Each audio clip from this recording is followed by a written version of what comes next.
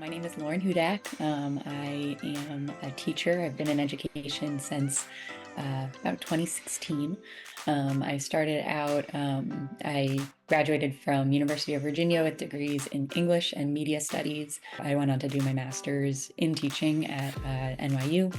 Having a good handle on some of these social emotional skills or some of these holistic learning skills is really paramount for students to succeed in all areas of their life. I have a lot of students who would come to me and they'd be having a really hard time academically, but that was really just kind of a symptom of them having a harder time with, some of these other more holistic learning skills.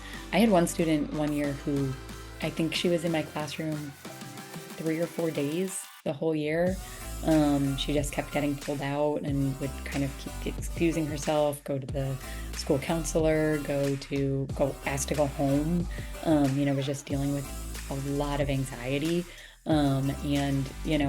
That resulted in her, missing a ton of school, right? Like missing, and not just from like the perspective of, okay, that meant she had an F on her report card, but, also from the perspective of she was missing out on like, the other aspects of school that are important. She was missing out on making friendships. She was missing out on trying out for the school play. She was missing out on, kind of exploring some other areas that, she could be really good in, or even not good in. Maybe she'd be bad in them, but she'd enjoy them, whatever it might be, I think that, when you're struggling with some of these more intangible kind of social skills, it has a really big impact on that individual and therefore their family, right?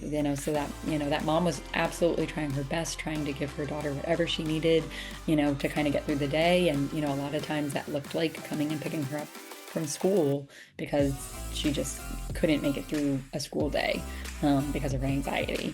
That's a huge toll on families. I mean, that's, because that mom, what else could she be doing, besides picking up her kid from school, right? She had her own life, her own needs, her other kids, other things she needed to do.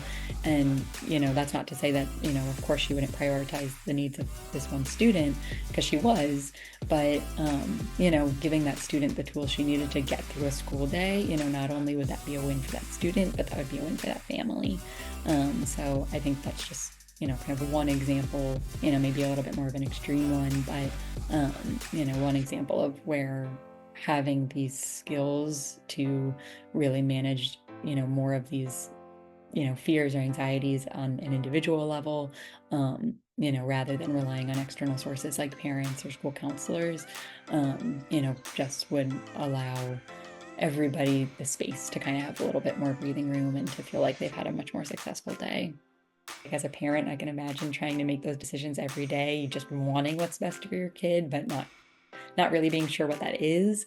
And I feel like using an intervention like these courses is kind of a very, kind of low stakes, like, it's not going to hurt anything. It's definitely worth a try. And I think for a lot of students, it would be the tool that they need to see even just incremental success, and hopefully build on that so that, hopefully they get to a point where, it's not, I can't make it through the school day. It's, I made it through the school day and I feel great.